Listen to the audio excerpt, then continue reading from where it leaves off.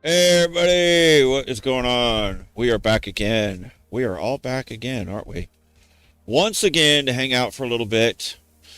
Another video has been released. The one that we talked about last night, the first ride of the amazing ZX10, the 2026 ZX10. And I forgot to mention, there was no ABS on that. That's the non-ABS version.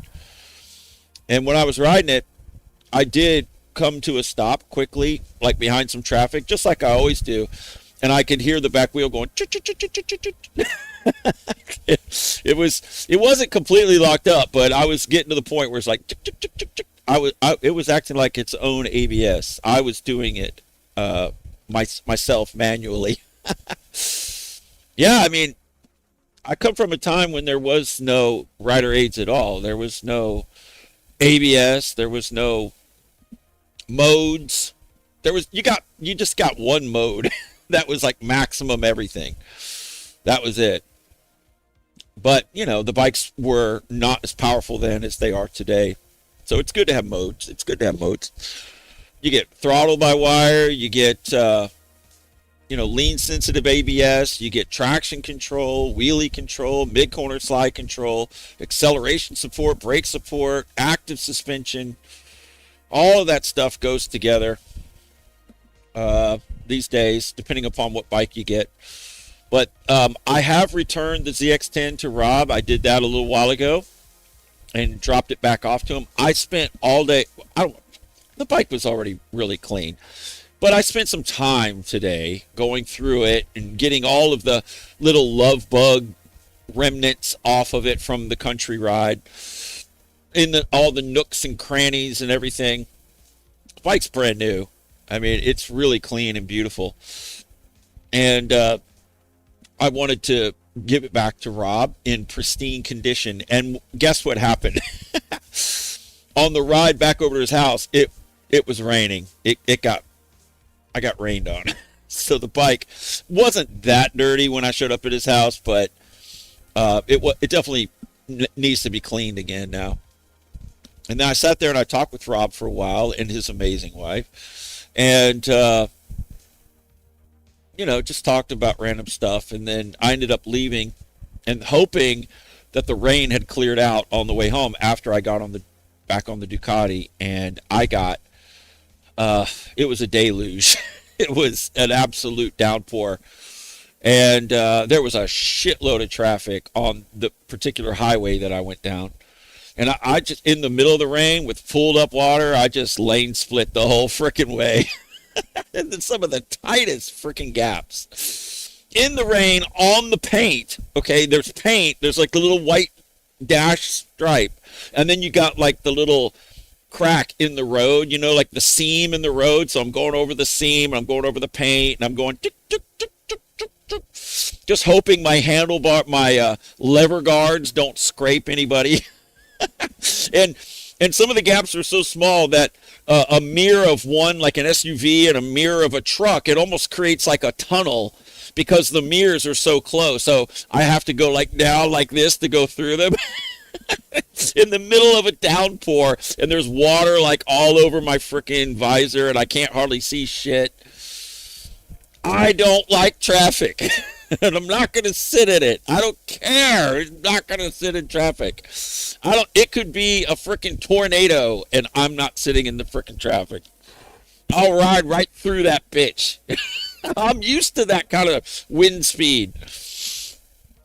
Just kidding, folks, but I will not sit in traffic, no matter what. Dean, $2 says, hello, Goat and Goat family. Good ZX10 Arvid Goat. Thank you very much. It was good, wasn't it? Nobody does a review like the freaking Goat. I mean, name one other freaking bike review that you've seen like that one. Do you know it went to -- right? Just since noon today, it's got almost 5,000 views on it, which is really good for me. That's a really well performing video for my restricted channel, or or just the results that I normally get. So I don't know why. You know what? Well, I kind of have an idea why. It was because of the awesome thumbnail, right? That's an AI generated thumbnail, and it is goofy. It's absolutely goofy, but hell, I mean, it's freaking working. It shows like a lean, like in toward the wall on a straight road. I retyped it in there, the direction. Please add a curve in the road to match the direction of the motorcycle in the lean angle. I said, show a rear perspective of this bike with me on it, hanging off on a 40-degree lean angle in a turn. And then that's what it kept spitting out. And I said, okay, this is great, but please add a curve in the road to match the lean. And it kept spitting out the exact same picture over and over. I just got tired. I said, screw it, ship it. That was this morning before I went to work. I was like, I got to go. I don't have any more time for this. You know what I said? You know what I said to myself? I said, self, it doesn't matter. It doesn't fucking matter. Whatever god dang frickin' thumbnail I put on there. My people are going to watch it no matter what thumbnail it has on it. And that's all I really get is just my people. I don't get any outside people that much, So it doesn't freaking matter that much. And maybe if I put my face on it, like like the surprise look, the YouTube face, the YouTube surprise look. Look at the ZX10. Oh, and the title was also AI generated too. It had a score of 95 out of 100. It offers me suggestions. I had my own title. My own title on that video was, do I like it? First ride, or 2026 ZX10R first ride and review, right? That was my title that I picked for it. Then it reads that title and examines the video, and then it offers you suggestions, like 5 suggestions of different titles with different scores. And then one that popped up had a 95 out of 100 score, which is really high. You very rarely see anything scoring that high. And it said the title that's on it right now, like, I even forget what it says, but it says, why everyone is talking about this bike. Is everyone talking about this bike? I don't know. We are. And who else matters besides us, right? So if we're talking about it, then technically everyone who matters is talking about it. And if other people out there, whoever they are, if they're not talking about it, then it's irrelevant, right? So the title is legit. It's definitely legit. I don't care. It's a freaking review. And if AI is going to generate the title, fuck it, man. I don't care. It makes no difference, really. I mean, if people don't know what kind of videos I produce at this point, then oh well. I've been doing this for years, and people should know by now. If I put out a video, kind of pretty much what it's going to be in one way or another. It's always going to get down to ripping in some way, right? Probably. So anyway, let me say hi to everybody. Bessie, what's up, Betty? She says, be right back. Be right back. Where are you going? Where are you going, Bess? Ghost DX8M. What's up, dude? The Sidewalk Star, what's going on, man? Says, I've been on the R6, the CBR6, and the Ninja's ZX6. And these type of ZX10 vids really got me thinking, what about what? Like to getting one of those? Goat Scream icon face is pretty much the surprised YouTube face. Yes. Yeah, my and that's the joke behind it, and that's why I was putting it.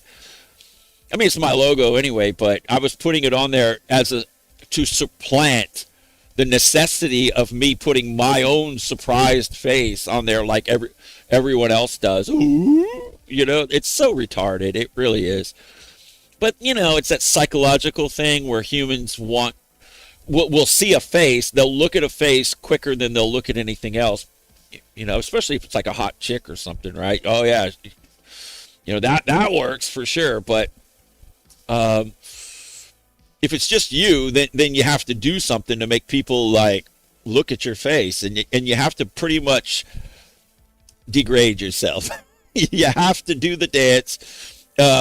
Whenever I see somebody with the surprised face, like on their YouTube thumbnail, on their video or whatever, all I see is I'm willing to do anything to get views. I'm willing to degrade myself to do whatever dance I have to do. I will even sell my dignity and my soul. I will sell my dignity and my soul if need be in order to get you to watch my video. That's what the YouTube face represents to me whenever I see it. It's a sellout move is what it is, just for views, because you have to put a goofy expression on your face. And people, lighthearted people are just like, oh, come on, goat. Why you got to be such a sourpuss? Well, why do you have to look at it like so deeply like that? It's just fun, you know? It's just lighthearted and goofy or whatever. Okay, whatever. But I see it as, you know, ridiculous. And if it's ridiculous, you know why? Because it's predictable. It's so predictable, and so many people do it. And I don't like that. If everyone else is doing something and then they just all just circle jerk copy each other and shit, you know what I mean? And then all of a sudden now it's a thing, like to the point where I can notice it and say, oh, that's the YouTube goofy surprised look face on your thumbnail. And then it's not unique, it's not individual, it's not, you know, what's the word I'm looking for? It's just, it's like a sellout thing. You've sold your individuality, you know? It just takes it down. It takes it down. I don't know. That's just the way. I'm weird. I just look at stuff differently. I wish I wasn't like this. I wish I could look at the YouTube face and then just go, wow, I just want to watch this video now that, see, he's got a really surprised look on his face. And I'm getting the message that if I watch this, he's seen the video, and the reason why his face is like so surprised is because the video is just so good. It's so interesting and surprising. And I want to be surprised and be interested too. So if I see his face, he's seen the video, and his face did that after watching the video. And he even captured it and put it on the freaking thumbnail. And now I am going to feel and experience that same surprise and that same interest. I'm going to be blown away by what is contained in this video. It's a psychological trick is what it is, and I'm not tricked by it. And you have to be a real simpleton. You have to be a real simpleton for that to work on you. It's absolute, it's shameful is what it is. It's a psychological trick that tricks weak-minded people into watching the video because subconsciously they're like, I will be surprised by this. Click. It's gay. It's fake and gay. That's what it is. It's fake and gay. All right. The Ghost says, all right, just sub to Goat. I'll sub to you as well. Any advice is welcome for sure. I'm thinking about taking my bike to more Mafia in South Carolina to have my ECU flash. I was going to take my R1 there once, and I was going to make a road trip out of it. I was going to stop over in Arkansas and pick up my dad on the way to South Carolina, all the way from Texas. And I talked to Chris Moore. I said, I'm thinking about making this trip. He goes, you know, there's no reason for you to do that. We can just do remote tuning. We can just do. I was like, okay, he's telling me don't do it. And then I was like, fine. I will not come to see you then. I will not. I was going to make a real video about it, like the whole thing, you know. It was going to be awesome. I really had that idea, and I was really going to do it. And at that time, I had money.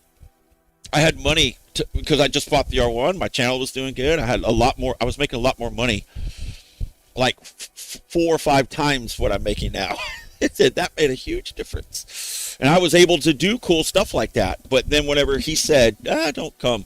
I mean, he may have just trying to been helping me and just saying, there's no need for you to come all that way. I mean, like, why? It's kind of weird, you know? Like, why do that? Maybe he just didn't get that I was just trying to, you know, what I was doing. But I was clear about it, though. I was pretty clear. I don't think he liked me. Maybe he doesn't like me for some. Oh, I can't do a collab with that guy. I mean, he goes out and messes with cops on a regular basis. He's got a whole multi-part video series about it. I mean, I don't know. He's kind of a hot potato. He's kind of a hot potato. No, you don't need to come. You don't need to come. I don't need any heat coming down on me. No, I don't want you bringing your heat on me, man. I don't want to get any of your stink on me, bro. That's kind of how it is. Bryn Toon was like that too. I said, hey, look, man, if you throw in the stage 2, I'll do a whole video, like we can collab. I said, I'll buy the frickin' main tune from you, but if you just send me the stage 2, if I purchase, and it's over $1,000. I spent $1,000, and he was just, he goes, what's your YouTube channel again? And I told him, and then we spoke again after that, but he never brought it up again. he was like, oh no, I cannot condone. But he goes out on the streets and freaking like does top speed runs on the streets too. So, but he did not. Maybe he just didn't want to do that. Maybe he just didn't want to give it to me for that. He's like, I don't need your help. I'm Bryn Tuning, and I have 2.5 million subscribers or whatever. Now, he's very nice. He was very nice. All right, he's very helpful. I have no complaints over him. I'm not complaining over him. But that is true. The story I'm telling you right now is absolutely true. So Chris Moore did not want anything to do with me as a hot potato. And as far as I know, you know what I mean? And then that's just the feeling I got. And then Bryn Toon, Steven over there at Bryn Toon, he would probably be very cordial, very nice, if we were to meet in person and all that stuff. It would be great. It would be awesome to meet him and just talk and hang out or whatever. But he did not want to. He did not want to do a collab like that with yours truly. It's just the price for being the black sheep. I am Crash Disco, but I am also the black sheep of YouTube. I don't know if you've noticed that. There isn't anyone that's more of a black sheep on YouTube than I am. I wear that crown with dignity. Yes, I do. I like being, part of the counterculture, like I was talking about the thumbnail.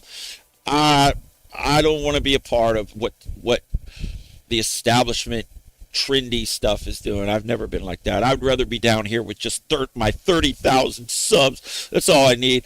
I don't need 200,000 subs. If you got 200,000 subs, it means you sold out. And I ain't no sellout. And see, I ain't no sellout because I don't have 200,000 subs. I only have 30. Yeah, I did have 62,000 subs on my first channel, but that's why I deleted it. It was getting too high in subs. So I like being down here underground. Like down here under the surface. That's where I want to be. You see, if you get too many subs, it looks like you've sold out. You know what I mean? So I had to eliminate the first channel. They had to go because I ain't no sellout, and I sure as hell ain't gonna have people thinking that. Nope. That's anybody buying my bullshit. Holmes, what's up? Says Goat. You should have cool 10-second intro. I like intros can be cool. There's no doubt about it. But you know what I've learned, Holmes? People just want to see the frickin' video, man. Like, look, have you ever opened up a video and then all of a sudden you're like, you click on it because it looks interesting, whatever it is. And then all of a sudden when you click on it, they don't get into it like right away. And you're like, God dang it. And so I feel that whenever I watch other people's videos. And that's why my intro is just, and then we're into it. And then we're like right into it. I don't make my viewers wait to get to the action, bro. I do not do that. I don't waste any time. We just, and dive right in, right? And the goat scream is kind of like a kamikaze, like dive right into it. Geronimo, it's almost like that, right? When you say, like when you jump off a high cliff or something into the water. Geronimo, I don't know why people say that, but that's what they do. But see, instead of Geronimo, I have my goat scream. And I think it gets the job done. And if anybody is watching one of my videos anywhere, other people that might be listening close by or within hearing audible distance, everybody know, you're watching Crash Test Goat. Why, yes, I am. Are you a subscriber? Why, yes, I am. I am as well. Isn't he just wonderful? Oh, he is just the best. Absolutely the best. It's a shame how YouTube treats him. Oh, absolutely. He is deserving of at least 1 million subscribers. But, yeah, what are you going to do? I know it's just so not right.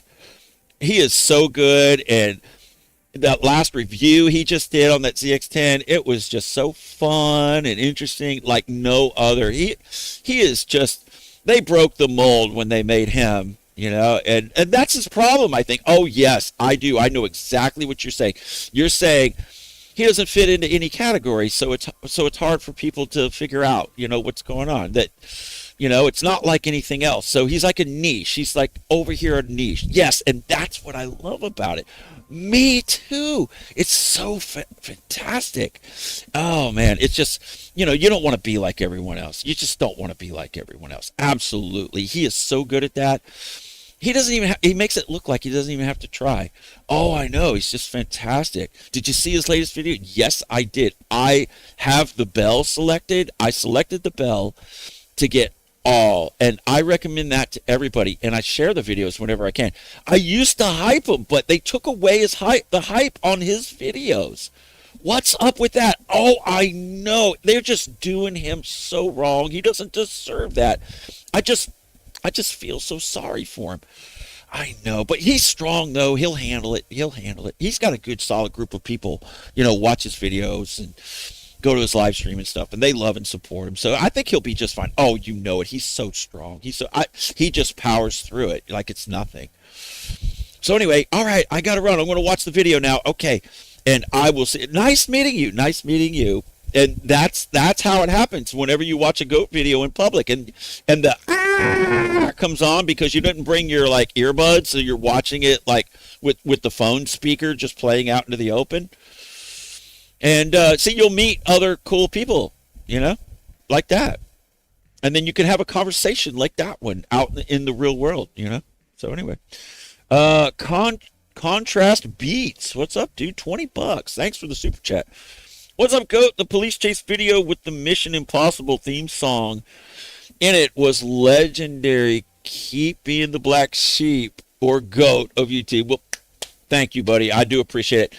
That one was the James Bond theme song. James Bond theme song.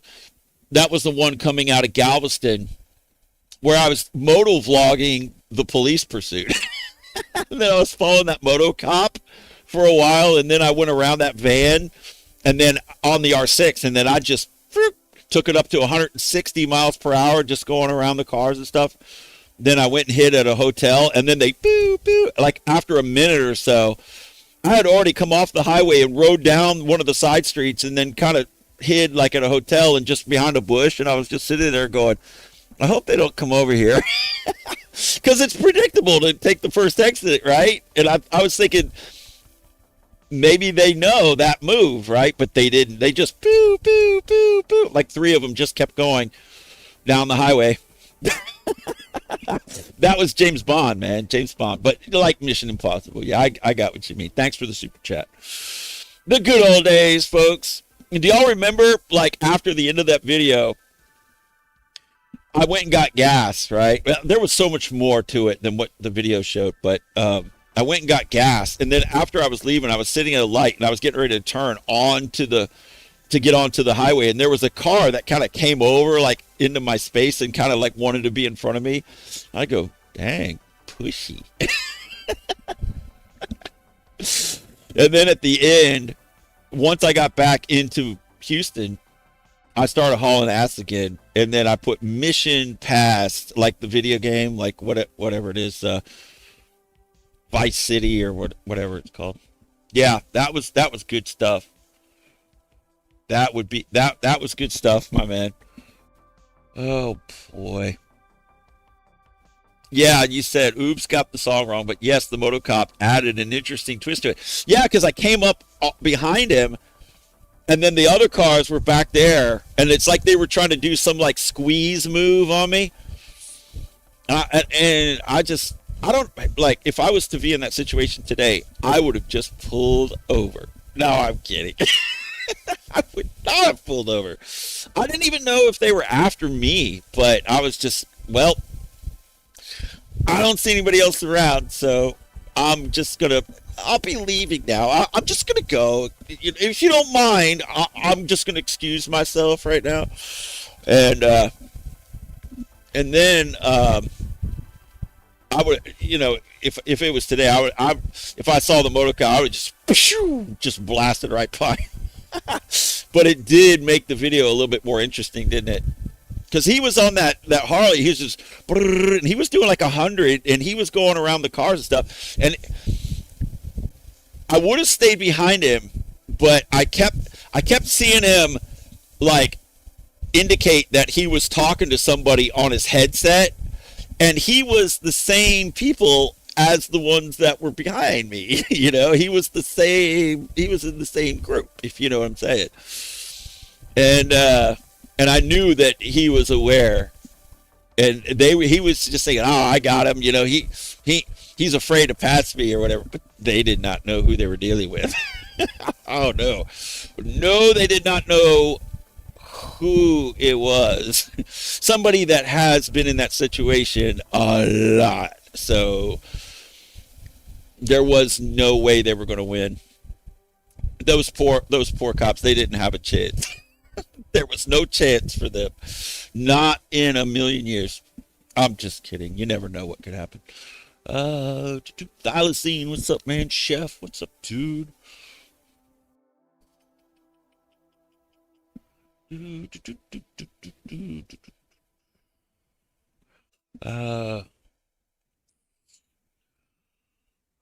Seth says, "Where's Sonny?" He left a comment on one of my videos yesterday, I think, or today. Holmes says, "Go. How likely do you think it is for Yami to make lane filtering legal?" Well, I signed his petition. If he's doing something good, I support him. I gave him a lot of shit whenever he was pushing the parallel twin crap for a long time. Not that there's anything wrong with parallel twins, but whenever they're trying to replace real super bikes and then give us parallel twin bikes and then call them super sports or whatever, he was all over that, man. He was all into it, and I gave him I flamed him quite a bit for that. But he's come around because he kind of, I don't know, I'm not trying to beat him up or anything, but it seems like he just kind of, he's a trendy, he's a trend follower. He'll just go whatever way he sees the wind blowing, and then just tries to ride that wave. Wherever the wind is blowing, he's like a hot air balloon.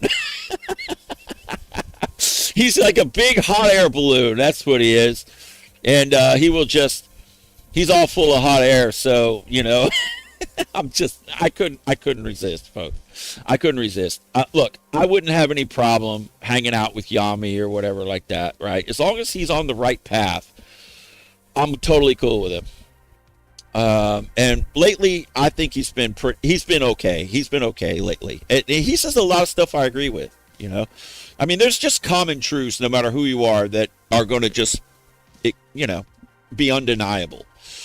But if he's trying to get lane filtering legal here in Texas, I fully support that. I do. Because I do it like all day, every day. I don't just lane filter, I lane split too. Because you want to know why? I don't know if I've ever told you. I've told you a million times. It's because people in the left lane don't pass. And I don't know if you noticed in the video today on the ZX10, when I was going through downtown, I was waiting behind. I decided to wait and not lane split behind a few cars because they looked like they were going to pass. But as soon as I came up and got behind them, they slowed down to stay right next to the car beside them. And as soon as I saw them get off the gas and sit and then line right up with the car right next to them, phew, that's when I go through. I gave them a chance. I gave them, it looks like you're going to pass. I'll stay behind you. I won't lane split. But then, boo, they slow down. And then, okay, screw you. I'm through. I'm not putting up with that bullshit. I don't have to put up with that bullshit. I don't have to put up with it, and I will not put up with it. Because it's bullshit, right? And I don't have to deal with the bullshit. I don't have to deal with it. You know, at some point, going in between cars, it could end badly, but that's a risk I'm willing to take. That's a risk, obviously, I'm willing to take, because I just did it about 10,000 times just a few minutes ago in pouring rain. And if you don't believe me, have I got something for you? You know why? Because I don't make anything up. Anything I say is 100% real and the truth, no matter what. So anything I say, you can rest assured know that it's the truth 100% of the time. Here, and I'm going to show you. I'm going to show you right now, because I've got something to show you. And I wanted to talk to you a little bit about the ZX10 and the Ducati, because I rode the ZX10 today. I rode it to work, and then after work, I rode it over to Rob's, and we had planned to do this. Last night, I said, tomorrow night, when I get off work, I'm going to come see you and return your amazing bike to you. Hopefully in one piece.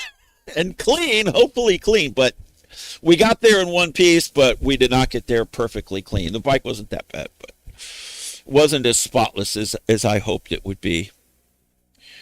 Oh, yes. Oh, look. Here, I'll show you. Hang on. Here we go. See, I like visual aids, folks. I like using visual aids. Yes, I do. Well, first of all, look. The ride started like this. Dry. It was dry. Dry. Dry. I'm just fast forwarding here. Dry. Oh, look at this. It's not looking good. I saw two massive lightning strikes, and then boom, I'm in it. Boom, I'm in it. But look right here. Look right here. Look at this gap right here. Watch.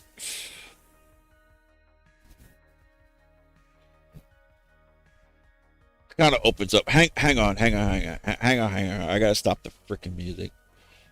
I gotta stop the music, folks. That's annoying. It's annoying when we're watching a video. Okay, now we're back.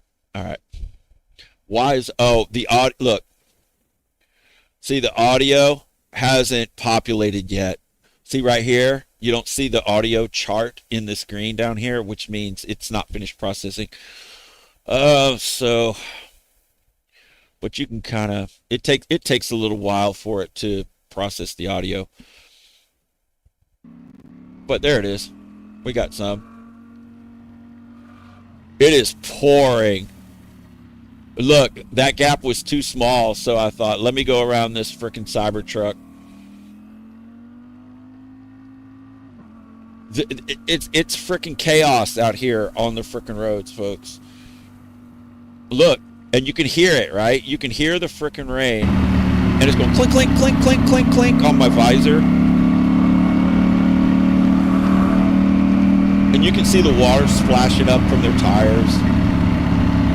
This ain't even the worst part yet. Look at that huge American flag blowing in the wind. It's awesome, isn't it? Look at that massive, freaking beautiful American flag. Land of the free, home of the brave, folks. And this is an activity of the brave, right? Or the stupid. Look at that gap. Things are a lot closer in real life than they appear on video, I will tell you. They all just freaking sit for some reason on the road. I mean, they refuse to go. So, you know, they're just frightened little animals, and they're like little wheeled cages. Look at the water coming off the tires.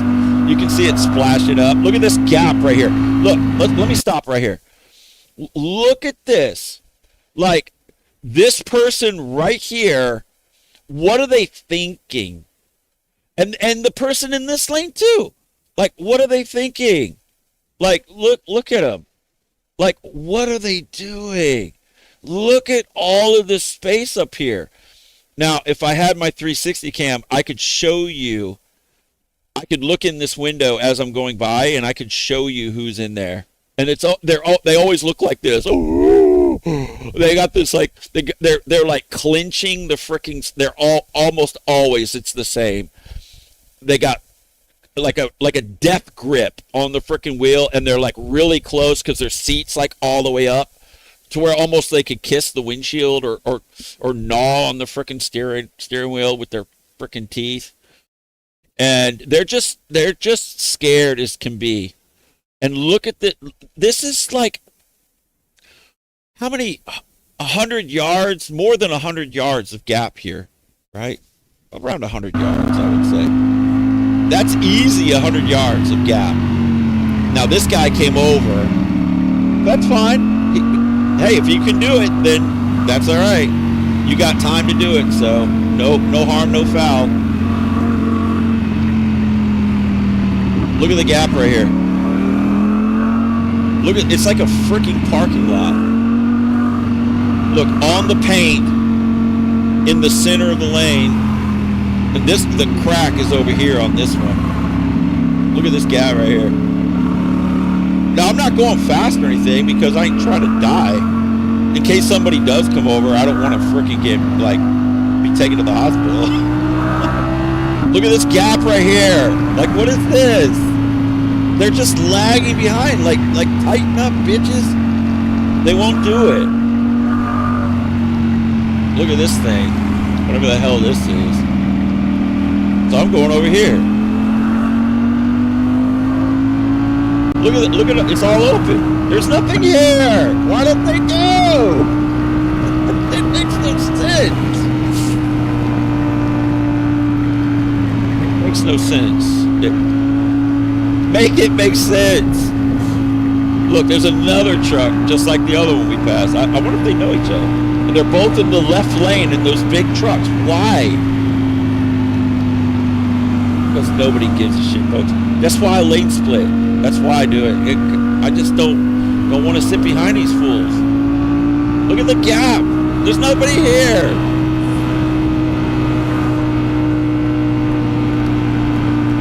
They're like, my God, look at that guy on that motorcycle.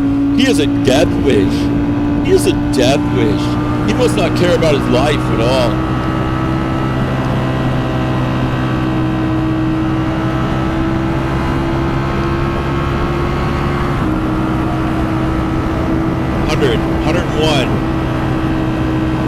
That's 100 miles per hour right there. 96 now, 95, 93, 90. Slowing down. You know what the trick is? You know what the trick is to this? See how subtle the movements are? No lean angle at all.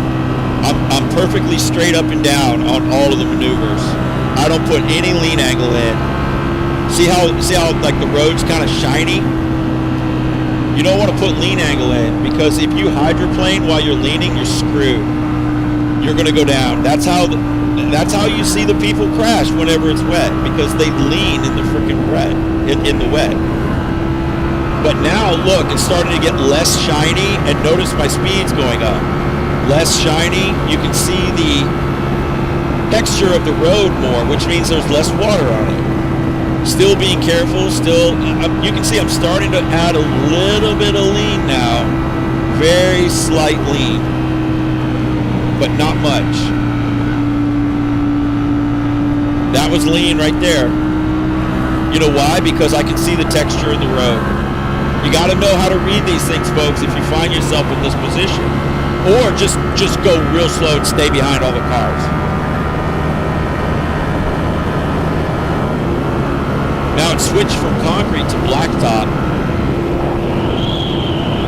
I opened up the visor to clear it because water gets on the inside of it too. See, like, it's still wet, but there's no shininess to it. It's dull, which means that you can see the texture of the road. So anyway, that was the ride. But when I left Rob's house, it was like this. And this guy, this is a plaid. Look right here. See that? That symbol right there on that Tesla means it's a Tesla Plaid, which means it's the fastest Tesla, I believe, that you can get, right? At least in this version of car. So it's a pretty fast car. My brother-in-law has one. So I know it's fast. And he's a little cocky, too. Because he thinks that he's got this shit, right?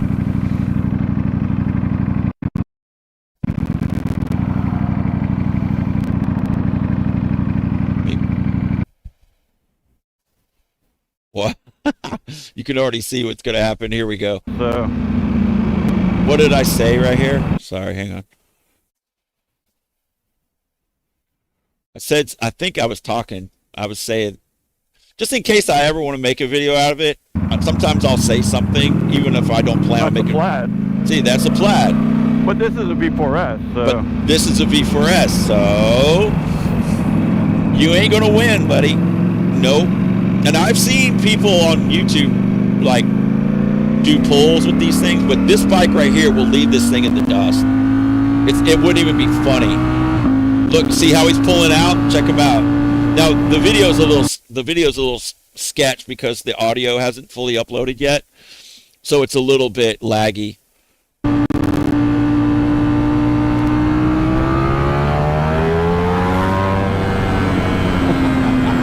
And that was the end of him. He had nowhere to go anyway. It's just a freaking car, you know. In the end, it's just a car. Like, he can't do what I'm doing. He's completely limited by the size of the four-wheeled configuration. But watch this. Like, we're going to do just a little bit of an acceleration right here. And this is my first ride on the Ducati after riding the ZX-10. I just picked it up.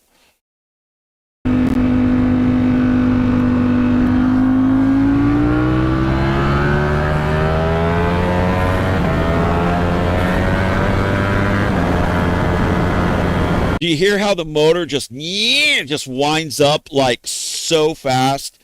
I'm barely cracking the throttle open, just barely, and the thing just goes like into hyperspace without even.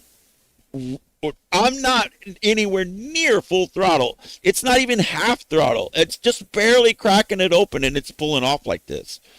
The mid-range power of this bike this thing's a wild animal. It's an it is a wild ride on this thing. The ZX-10 is more tame. It was much more tame. It was locked in. It didn't wiggle or dance or torque bind, you know, the chassis. You know what I'm talking about? Like whenever like the back wheel spins so much, it kind of upsets the rest of the bike and causes it to kind of like it becomes like unstable just because of the massive torque pull of the acceleration of the rear tire, you know, like when you give it gas. This bike does that chassis bind from the torque because it's adding so much torque. It's such a, like, it just comes on so hard, right?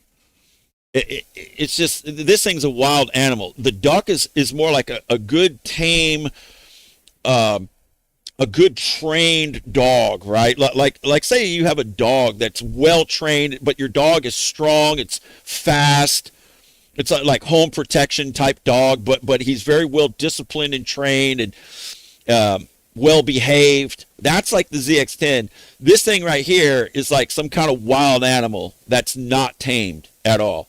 This thing is a wild ride compared to the ZX10. The ZX10 is plush, predictable, just like very tame in the way that the power is applied. It's like, it's so manageable, and it's a luxurious experience when you ride it. It's very luxurious, and it doesn't buck you. It doesn't dance. It doesn't like bind the chassis from all the power or anything like that. It doesn't do any of that.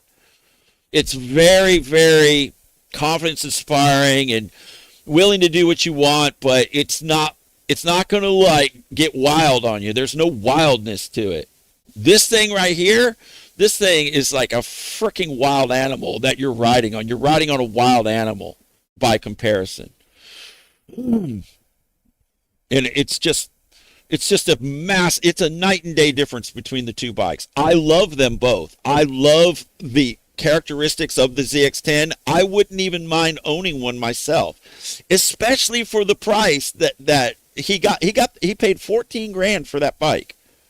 That's insane to that price, brand new for a 26 ZX10 non-ABS. It's beautiful. It's so plush and so smooth. This thing, on the other hand, is almost it's more than double. It costs more than twice as much as that bike. That in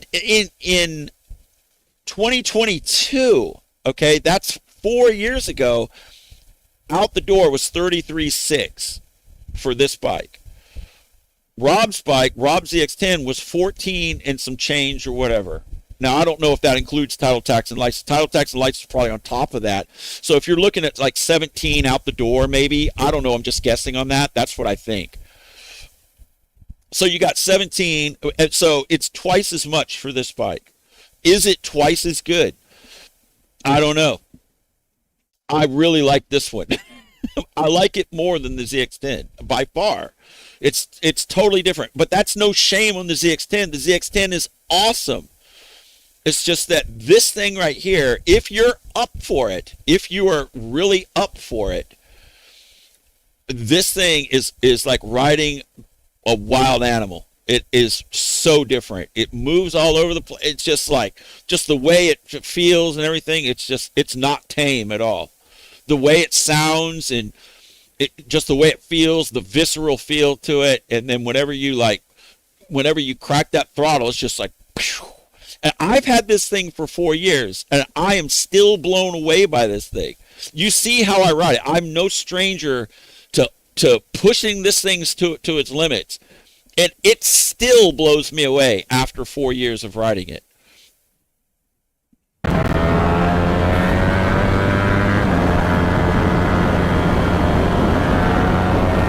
It's so nimble and agile. It's just insane. The ride is not as smooth as the ZX10, but the power and just the agility of this, look how it's moving. Do you hear that? I go woohoo because I just am like, wow, this thing is insane.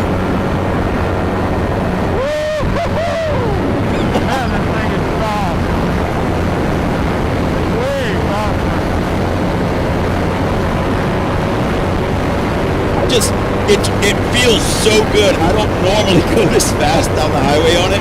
Pew! I was just like feeling so good on this bike, man, when I rode it. I was like, oh, jeez. And that was just one day without it.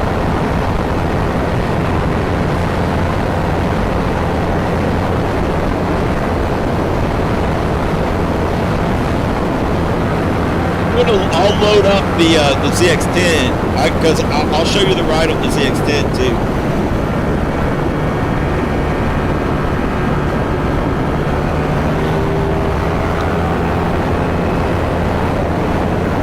You know, a lot of people relate more to the Kawasaki. I fully understand that. There's less people relate to the Ducati just because of the sheer volume difference. not that many people have Ducatis compared to how many people have a Kawasaki. It's just so much more. So many more people have Kawasaki, so they relate to it a lot more. And even furthermore, people relate to the Japanese bikes more than they do the Italian bikes, just out of sheer numbers of people that have them. I'm fully aware of that. But let me tell you something, there is no substitute for this bike, folks. I'm telling you. You'll love the ZX-10's a fantastic bike. I would love to have one in addition to this bike. But this one right here is just wild. It's a whole different experience. Like, look at it move. See how it dances? Just, it's a slide to the left, slide to the right. It's just effortless on this thing. There is no coaxing it. There is no hesitation. I can put it wherever I want. It'll stop fast if I need it to. And the power is just insane on this machine.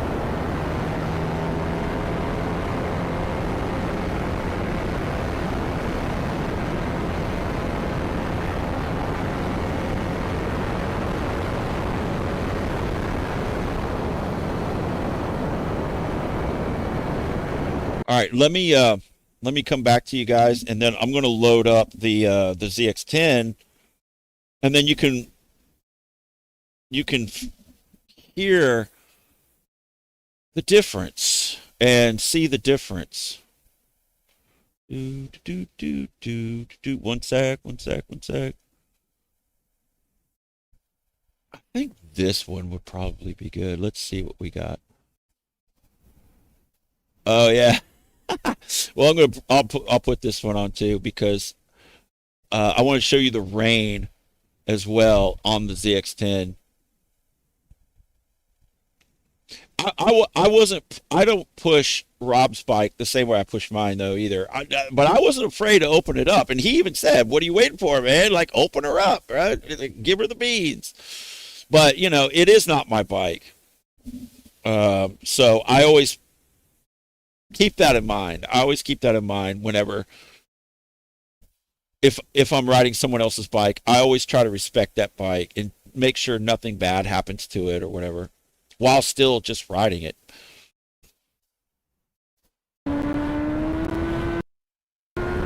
Now the audio hasn't fully loaded on this, so it might be a little sketch. It's got a nice sound to it. I love the way it sounds. It's got the traditional flat plane sound to it. But look at the speed. That's 135, but when you watch the Ducati, it's just like, it gets up to speed like so much faster. Way faster, I'm saying. Like look at the speed difference. Just at cruise, just barely cracking the throttle. And it is lighter too by like 40 pounds. It's like 40 pounds lighter too. So look at the speed difference. See, like that's 123, 122. Still moving, but it's not the same level. It doesn't as easily get up to the extra 30 miles per hour like for the cruise. Now, we're kind of comparing apples and oranges. The situation wasn't the same or anything like that. But I'm just saying, generally speaking, it just doesn't wind up as fast as the Ducati winds up like I can't even describe it to you. This one takes longer to wind up, and the R1 was like that too.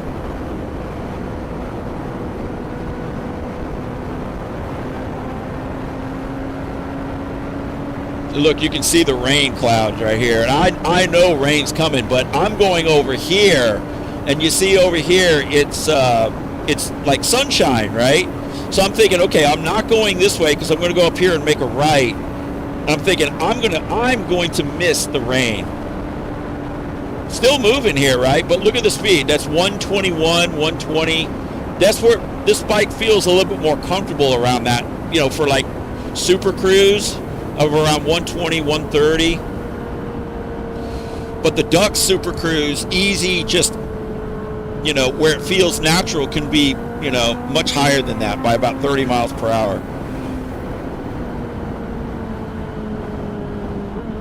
The Duck has a bigger engine too, though. It's an 1100 as opposed to a 998. It's 1103 compared to 998. And look, the sun's shining through right here, and I'm thinking, it's pretty, right? And this is a rain cloud, like a thunderstorm over here. Look at this acceleration. There's cars up here, so I gotta let off. And I'm having a good time because I'm getting ready to give this bike back. So I was kind of like, I want to enjoy it a little bit before I hand it off.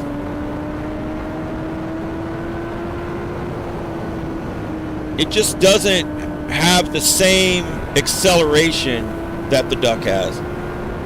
It's quite a dramatic difference. I can see the rain.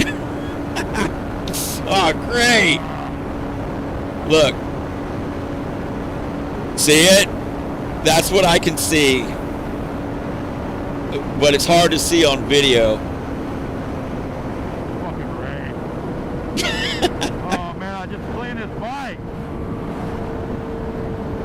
No rain in the forecast today.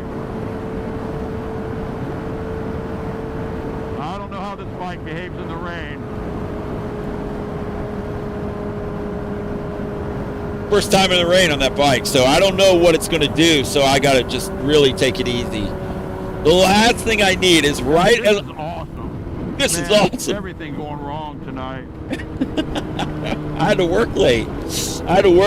And now this. I was thinking, God, everything's going wrong tonight.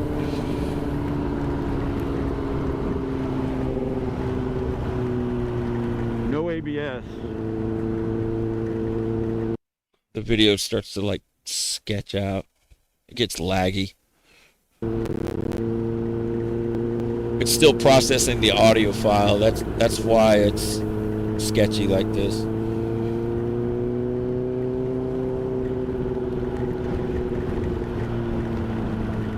So anyway, I go up here.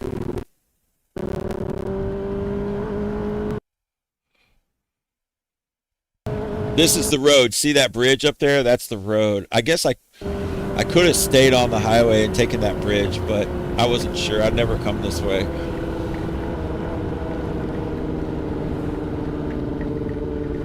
So I ain't gonna sit in this line, right? Because I gotta make a right turn right here, but I'm like, screw that. I'm on a motorcycle, so I don't have to wait.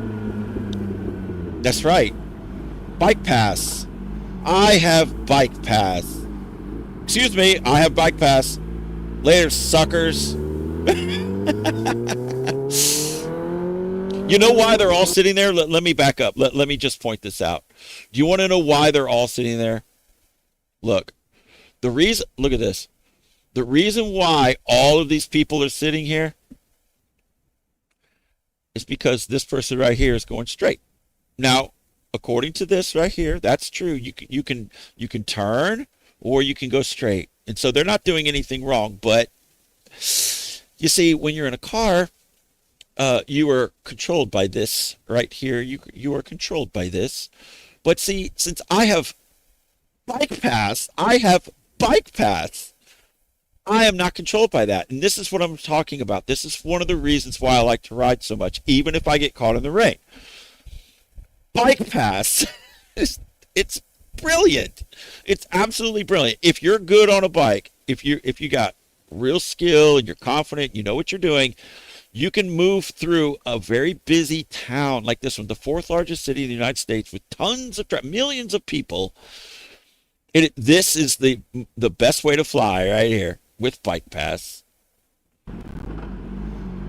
Main girl, what's up, main girl? I see you. Freedom Rocks, what's going on? D2 the dog, what's up? Oh, you went to a larger tire and the handling is better. Yes, Sonny, what's up, dude? Miki.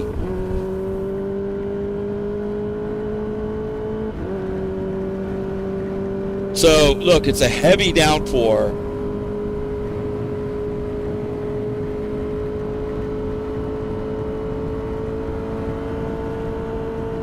Jimzel, what's up, dude?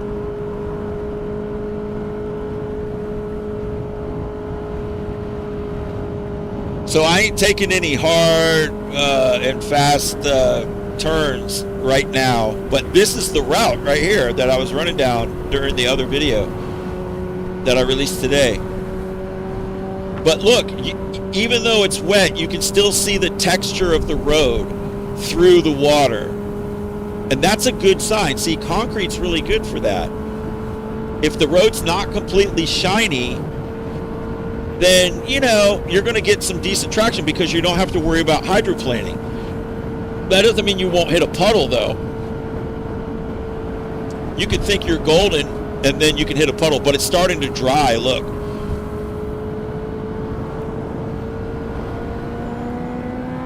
See, now we're on dry pavement. Here we go. We can pick it up a little.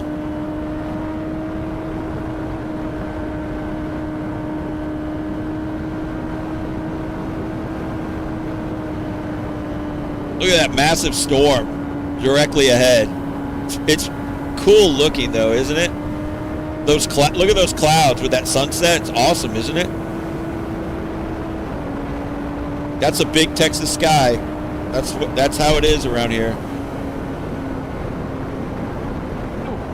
Ooh, that was a big bump. I made a middle note not to take that lane anymore because that freaking bump is harsh. There was a guy on the other side on a bike.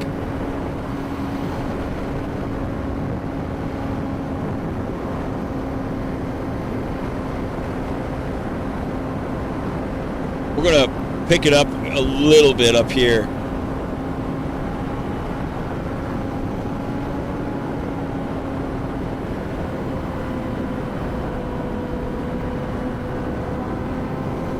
Look at this massive jet coming in. This is so badass. Look at that storm with the jet right overhead. That's a huge one.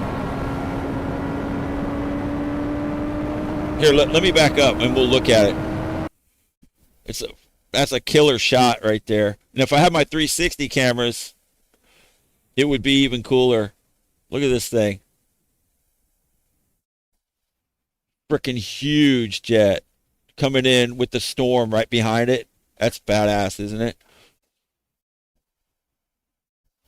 Look at that view right there. That is a killer view. Life is really cool sometimes, folks. Being on a badass machine like the ZX-10 and then seeing something like that when you're just like cruising along, you're passing everybody. The roads just got dry after getting rained on, and look at this badass jet coming in. It's just awesome. Main girl, what's up? Showing my love to the GOAT Army. House Tank. He's okay. He's still in the hospital. He's hanging in there. He's a tough cookie. He was in chat last night. Thanks for the super chat. Look at that.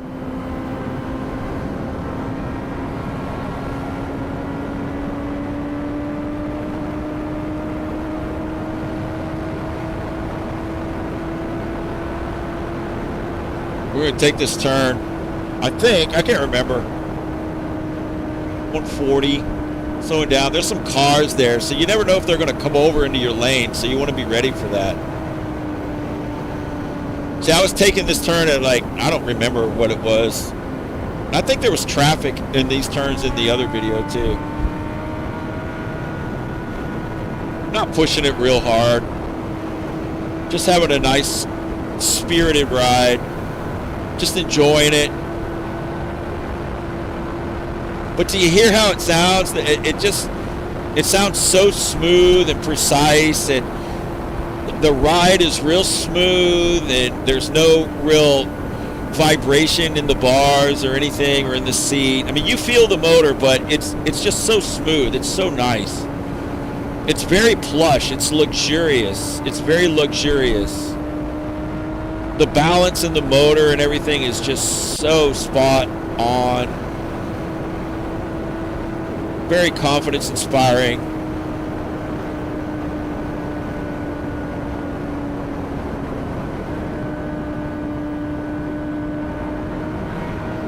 Excuse me, pardon me.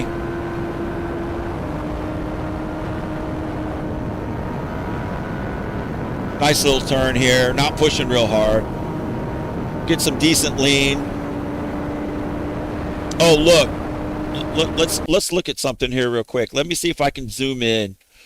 You know, we were talking about the lean angle sensor in this bike last night. And we saw two numbers. And Rob told me that it's for left and right is what it is. He said I had a 48. So look, here's a 42 right here. And he said I think I got up to a 48 or 50 or something like that lean angle. Oh shit, I gave it back to him with no gas. The same way he gave it to me. Sorry about that, Rob. But that says 49 right there, I think.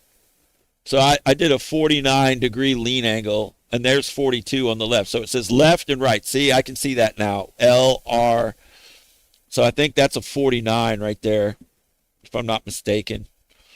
I like that. And he said my bike has data logging too. I need to check that out. He said there's a USB port underneath the seat. And I was like, I never noticed that.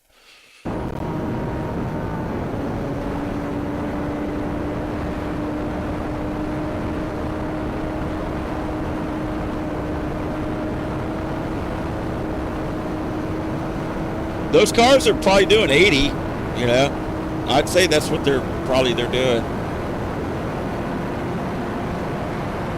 You know what's interesting? I don't know if you noticed in the other video, but leaned over like this, it looks like the mirror is like right off of the road. It's a kind of a trip. You can't see any shadow, but in the other video the sun was shining, you could see the shadow of it. And it was getting like, the mirror was getting really close to its shadow. Excuse me, pardon me. Look, you see that dude? He hit the brakes. The people do this all the time. Look, watch this truck right here. He sees me coming.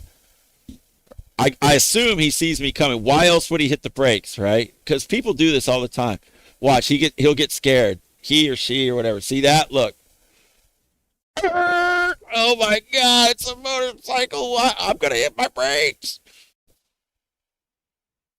People in cars should understand, don't move. Don't make any sudden movements. If you see a bike coming, he's already plotted his course around you. No need to hit your brakes or do anything or get scared. Just stay where you are. Don't move, and it'll be over before you know it. Meow.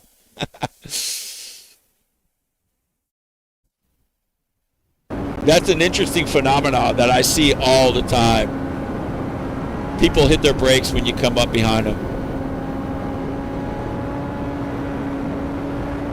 So smooth and plush. Very predictable. Nothing really like wild or untamed about it. It's very tame. 160.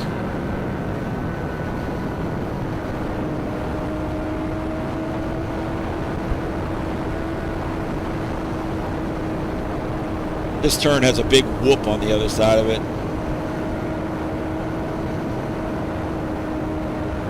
Look, let me see. Look, I'm going to stop and go back, and I'll zoom in on it. I'll show you where this is a massive whoop. The first time I went down this was on the R6, and I was not. Nobody told me. The inside lane, these two lanes right here have a big whoop. The outside is the smooth lane. And look, that car is putting its brakes on right there too. See it? See its brake lights? It's very strange, isn't it? I mean, why are they putting their brakes on? But look, you see this right here? See like these skid marks in the ground?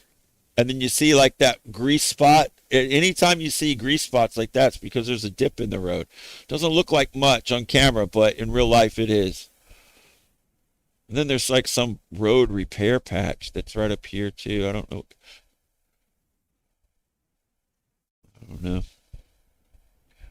But anyway, that's pretty much it. You know, it's almost to the end of the route. There's like 2 more turns. Let's look at him. Let's look at him. I didn't have time to stop and talk to him. But when I went by, I put my two, I give him the two down look. Check him out. He's vibing, just cruising on his cruiser. Brrr, Jetsons, Jetsons. Y'all want to see? Watch here. I'll show you. Check this out. Watch. Okay, right here. Now watch. Do do do do do do do do do do do do do.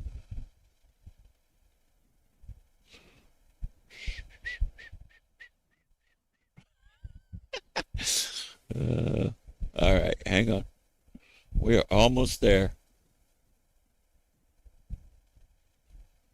Oh yeah, that should work. Let me see. Right here. Okay. Here we go. Okay, y'all ready for this? Okay, here we go. Watch.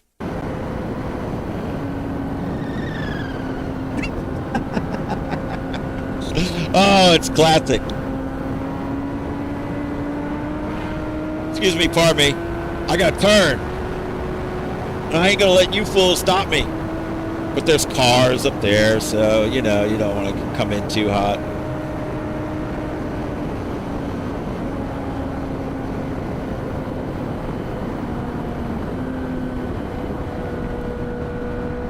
Just waiting.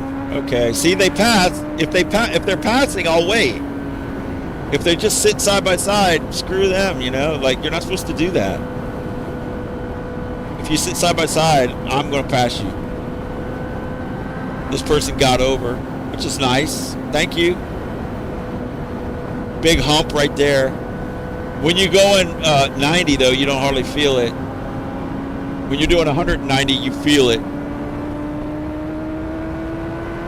Got my last turn coming up right here.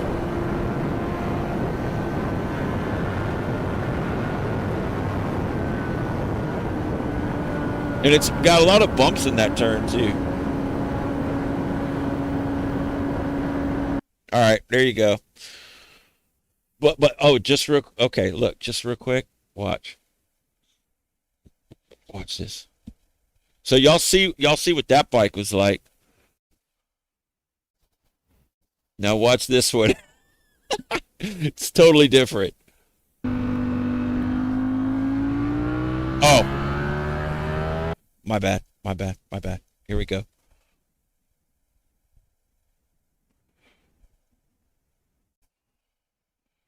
Play, bitch.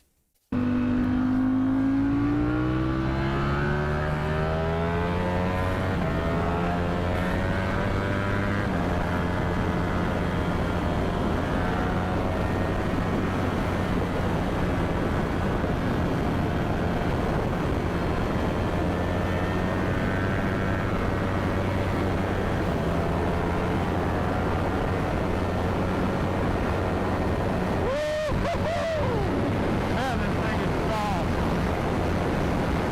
Way softer.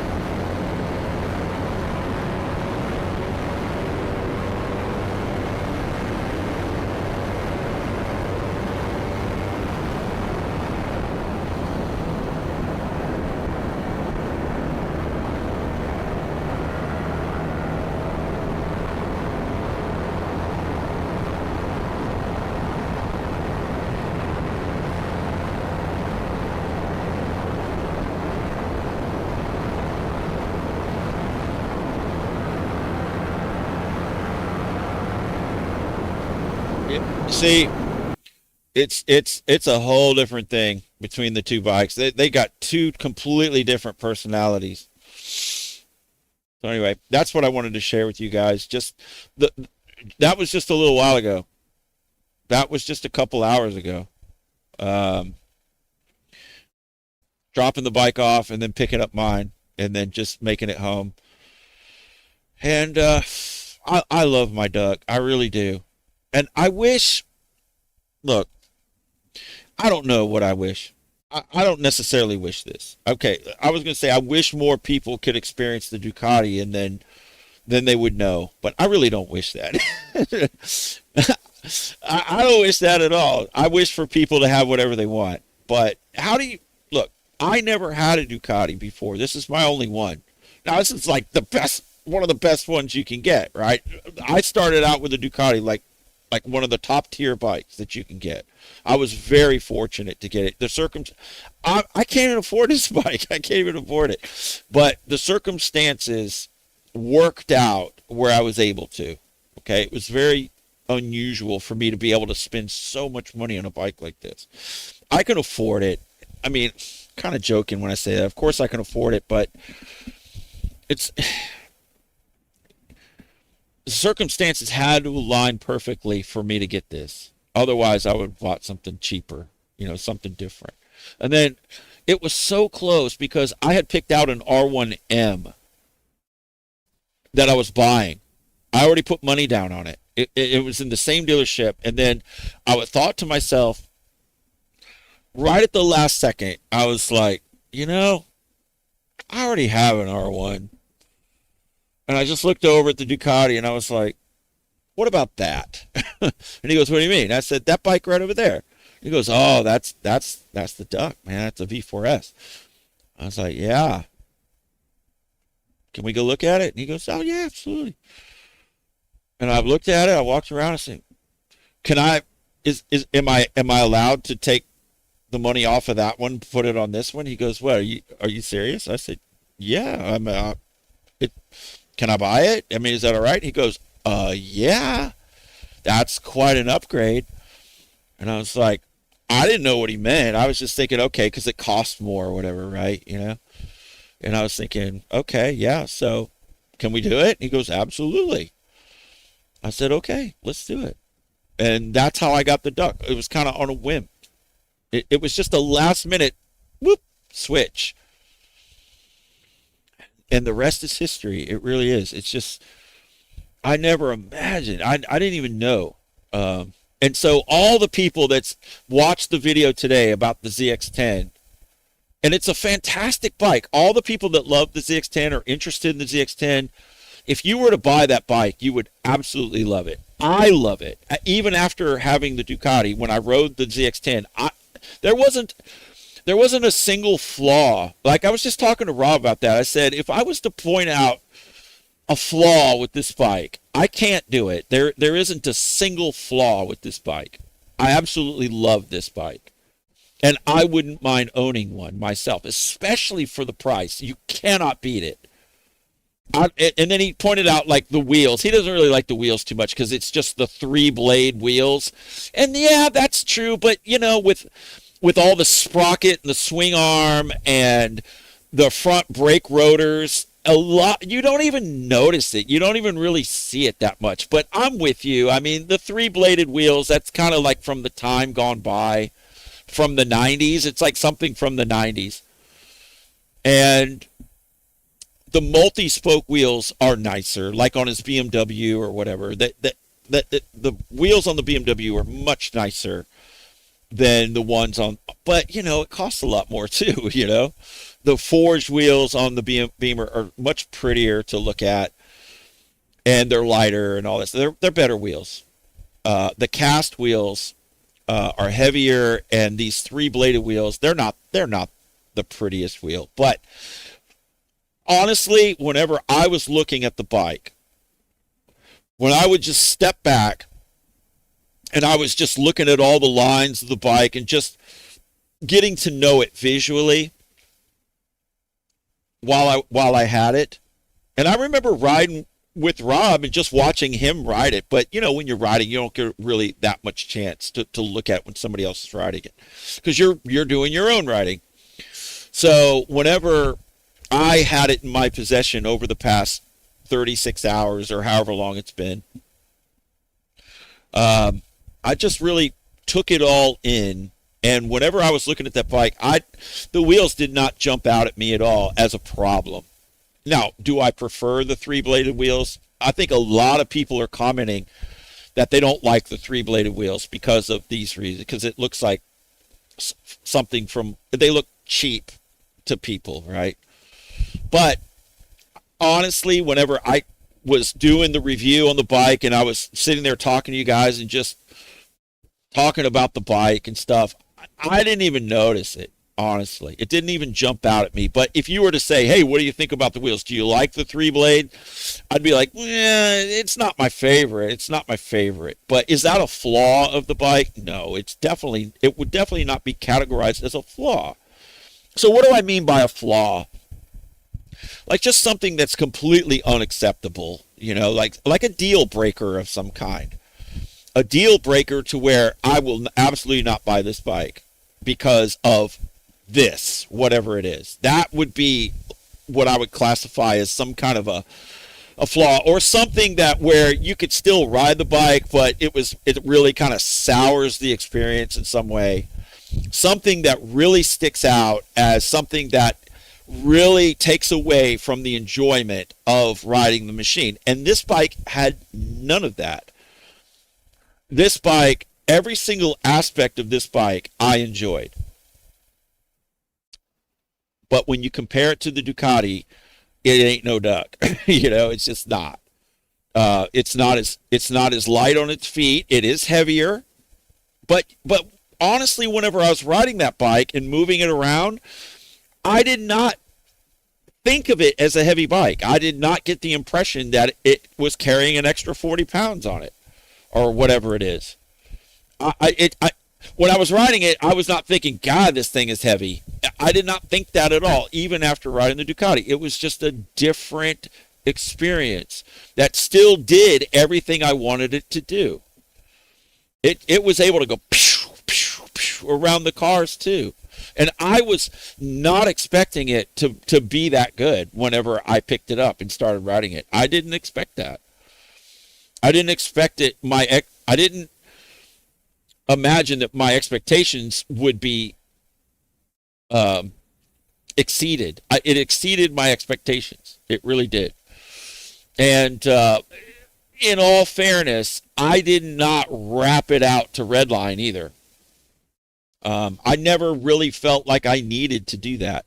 I got it up there, but mostly in the turns is whenever I would really open it up. But I didn't do straight line just wailing on it. I didn't do that. So I kept it at kind of some high speeds, like 165 or whatever, like through some straights here and there, but not too much. But then when I went into the turns, that's when I would lean it over and twist it and then pick it up just to see, because that's what I like. That's what I like to do. Now I like the high speed straight stuff too, but it's not as cool as getting low in the turns. Really slicing around a turn. That's the more fun aspect for me. But and the other big thing is how nimble is it through traffic? If it's nimble through traffic, it's got good, decent, predictable power, and it's stable in the turns at high speed. Those are the things that I'm looking for. And how does it make me feel when I sit on it, when I'm riding it? Whenever I am cruising down the road on this bike, the image of myself that I'm feeling while I'm on this bike, how is that happening? Like what am I? How am I feeling about how I am perceived on this bike, or just the unit of myself with the bike going down the road? Like, what is the feeling that I'm experiencing while riding the bike?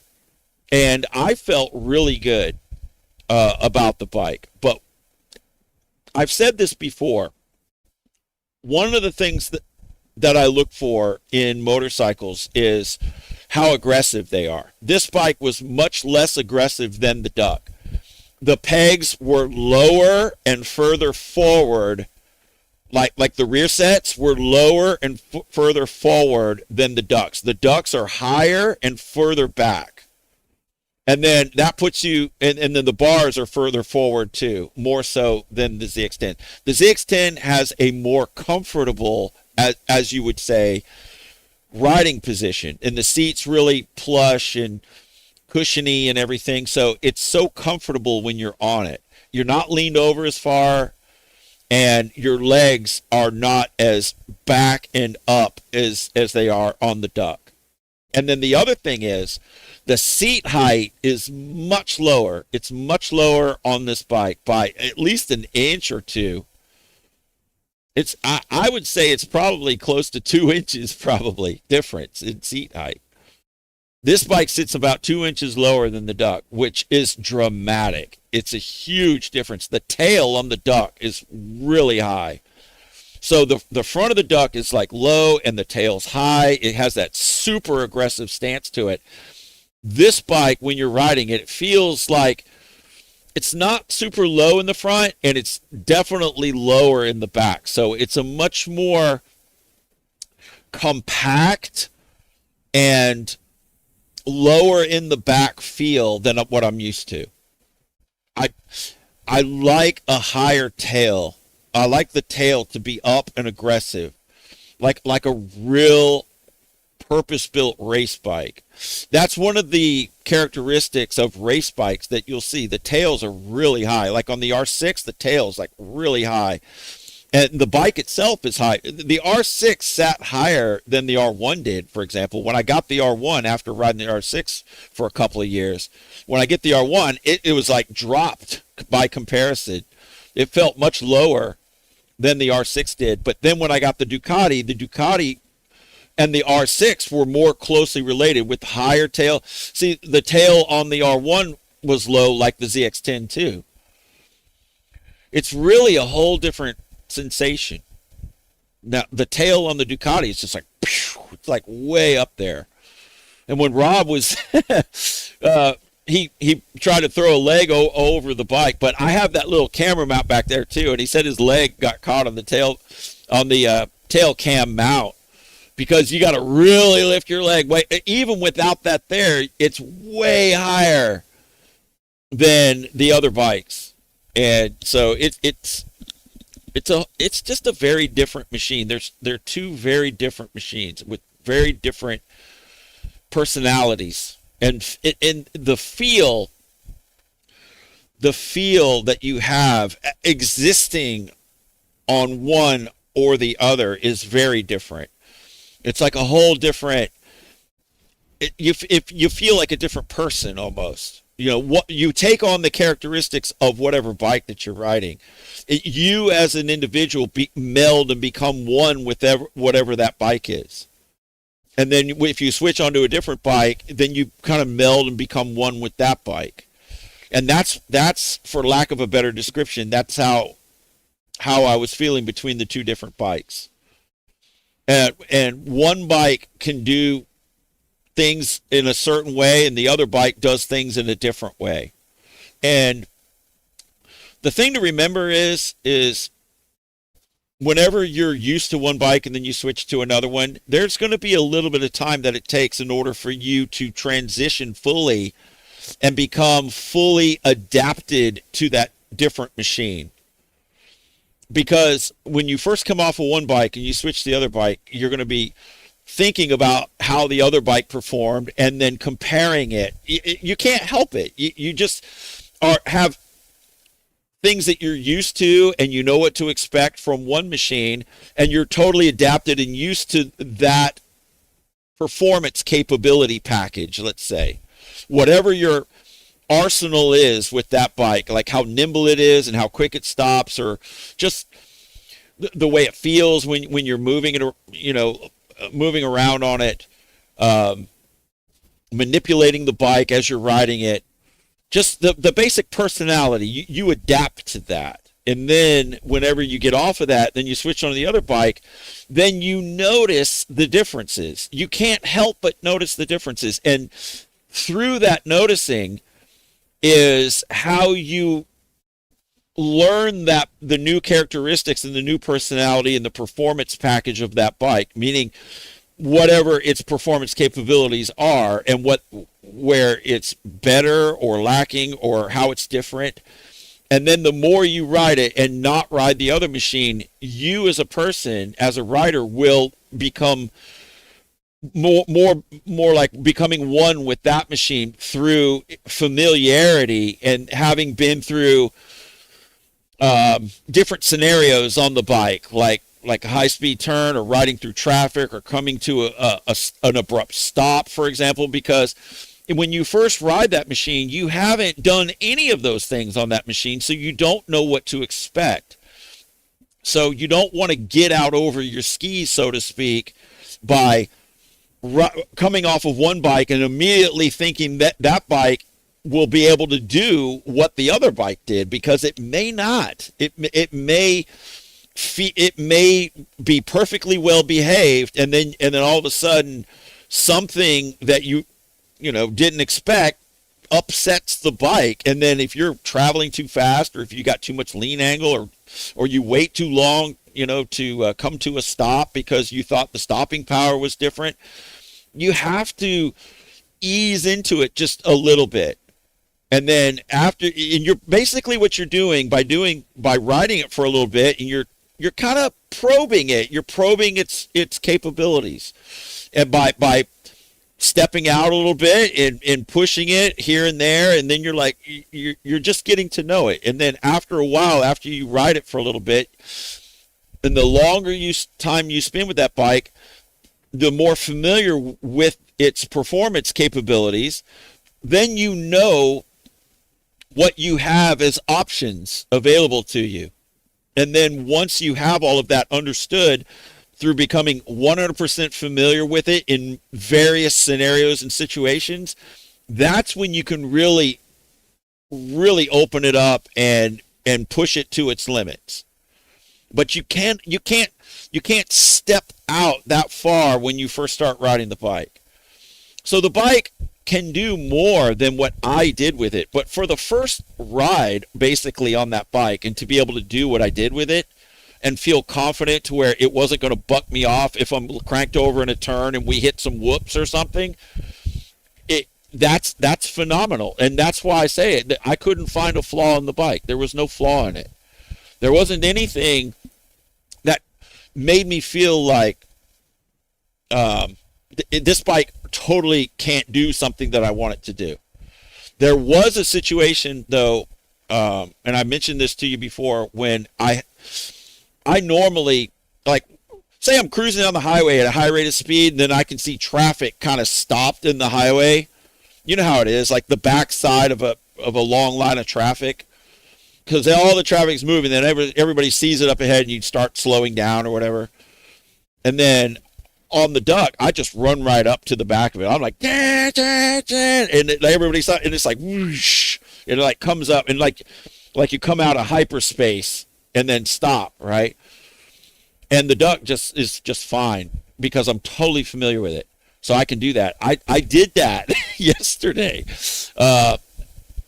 Whenever y'all didn't see this in the video, but after the video ended, then I made my way back home, and I thought, well, I'll make a different video out of that, because that was kind of an interesting ride too.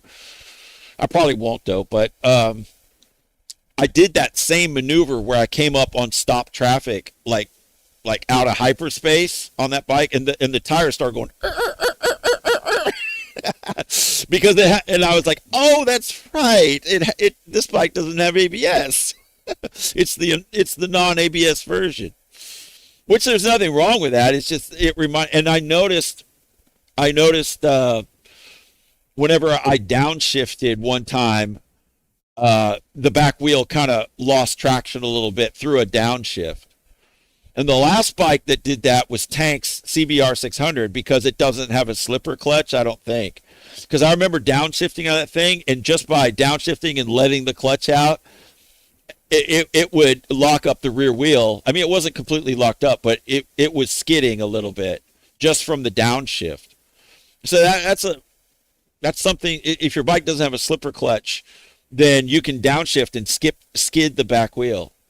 And this bike did that just slightly, a little bit, in one of the downshifts I was doing. and kind of like moving and downshifting into the back,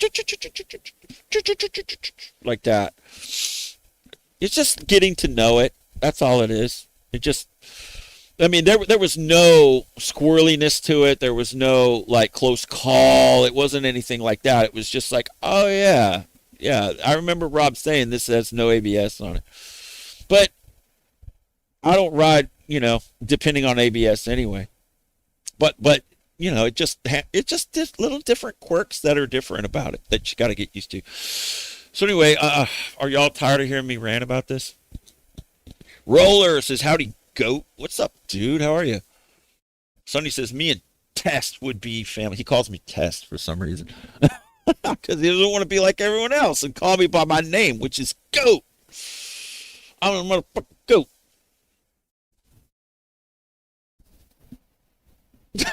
Freedom says, Goat will even let you sleep outside by his lamppost. I'll tie you to it, man. I'll tie you to it. KJJ says non-ABS is good. Well, yeah, I mean, it makes the bike a little bit lighter because it doesn't have all the ABS valving system on it and everything. So the bike's a little bit lighter for sure. But I will tell you, having the extra rider aid, look, what camp are we in? Are you going to be in? There's two camps, right? And it's usually the old school people like me that say, I don't want any rider aids interfering and getting in between me and my ride. I don't want anything helping me out. I'm an excellent rider and I don't need that shit. Get that shit off. I'll yank all the fuses. I will yank every single fuse in that fuse box. I don't want wheelie control. I don't want ABS. I don't want nothing. That shit's getting in between me and my bike. I don't need anything telling me what to do, and I don't need anything helping me out. I don't need no stinking help. Right? That's one camp, and you all know exactly what I'm talking about. That's what they sound like. I'm exaggerating a little bit, but that's what they say. That's how they feel. It's a little bit of a exaggerated example, but that's pretty accurate. I don't need that shit. And then you've got the other camp. Now, I'm old school, but I fall into the other camp. Right? The other camp is, I'm glad to have it. If that technology can save my ass if I make a mistake, should I make a mistake, it'll be there to try to help me. It may not save me, but hey, it's better than not having it. I'm over here on that one, right? And I can ride just fine without it. In fact, my bike kind of has an issue right now where if I go out and hit it really hard, there's some kind of a communication error between the ECU and the instrument cluster is what the codes are saying. And they just had the Desmo service done. So they took all that out and it said, if you've recently had work done on the bike, that might be an issue. Go back and check the plugs and this and that. So I'm not saying that is the cause of it, but I'm saying that that's what it said to check, and that would make sense because it was just there for the Desmo, and it never has done that ever since I've owned the bike. So I'm thinking maybe just like a pin maybe it has a little corrosion or something. I don't even know. But my bike, sometimes when the light comes on, it allows you to keep riding. It shuts off all the rider aids. And one of the other things it does is if you're in a lean and you're cranking on it, it'll actually, while it's shutting off the rider aids, it'll close the throttle. It feels like it's like falling on its face a little bit. And the reason why it does that is so that it saves you. So if say you're leaned over and say your rider aid is active, working to prevent you from sliding out, or it's giving you traction control while you're banked over and wailing on the throttle like I do, and say traction control is intervening, but all of a sudden it loses communication, then that thing that's keeping you on the road in that moment just goes away and leaves you high and dry. It says, I'm out of here, and it leaves the chat, right? So in order for you to have some degree of protection, if that occurs, it's programmed to close the throttle as if the rider aid was still there. It's like a secondary protection in that sense, and I've felt it do that once. But lately, since if the light comes on, I don't even feel it. I just look down and, oh shit, the light's on. That means I'm not riding with any rider aid. So I haven't noticed any difference in my ride. So which means I'm not relying on any of them. But I fall into this camp of it's better to have them than not have them, because you never know. You never know. It's so much better to have somebody looking after you. It's almost like, I bet you I'm the first person to say it like this, because I'm kind of a genius. I don't know if you notice, I'm kind of a genius. Yeah, that's what I am. And I'm super handsome too, by the way. I don't know if I ever told you. But you can't see, so you just have to believe me. You just have to believe me. But imagine your rider aid. You know how, like, there's this statement that says, never ride faster than your guardian angel can fly, right? Right? We've all heard that, right? Don't ride faster than your guardian angel can fly, because that guardian angel's there to protect you. You know what I'm going to say, right? Well, the rider aids are like your guardian angel, so to speak. You're gonna pull the fuse on your guardian angel? See, that's guardian angel. Maybe that's real. Maybe we have guardian angels, right? I would like to think that we do. And I would like to think that they can fly just as freaking fast as I can ride, right? Because that would kind of suck if they couldn't, right? But we know for sure, without having to wonder about it, that the rider aids are actual real life guardian angels. That's what they are. That's what the rider aids are. Your mid-corner slide control, your traction control, your lean sensitive ABS, your wheelie control, right? These things are your guardian angels. So you can fly without them. You can pull the fuse on your guardian angel. Or you can leave the fuses in, leave them on, and then just go have a good time. And you're not lesser of a man. You're not lesser of a rider if you do that. There's no reason, like macho or some shit, like why is that a thing? Right? It makes no sense. It makes total sense to say, I know I'm a decent rider. I'm good. I can handle it. But just in case, it's nice to have somebody looking out for me. And your computer, it's almost like in Star Wars. I've said this before, right? The X-Wing fighter, when Luke Skywalker is getting ready to go fight the Death Star, who goes with him? R2-D2 is his co-pilot. He sits right behind him, and they insert him into the X-Wing, right? R2-D2, and what does R2-D2 do? He's like the flight operations manager inside the aircraft, or the spaceship in this case, the X-Wing fighter. So that leaves Luke free to do the things that he needs to do to complete his mission, right? So you have an AI assistant with you. And that's what these rider aids are. Now, the new Ducati has the new system called Observer. It's Ducati Observer.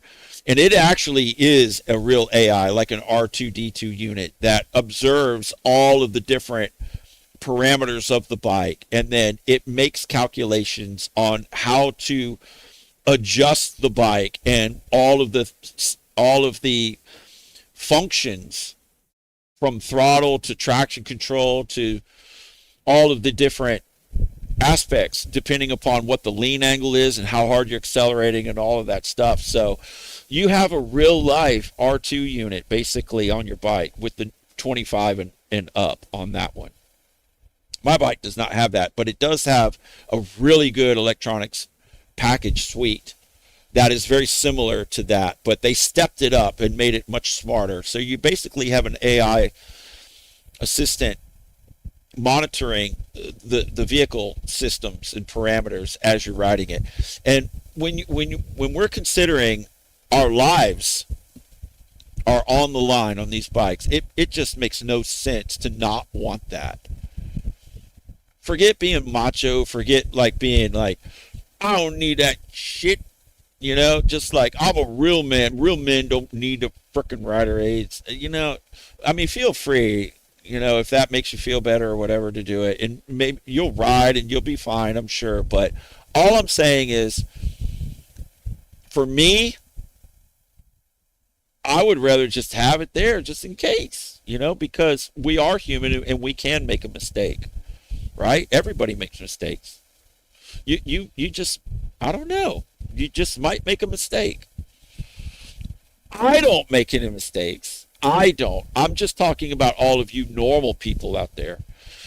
So see, I know all of you wish you could be like me and make no mistakes whatsoever, but you're not me, though. You see, you are not me. You are you.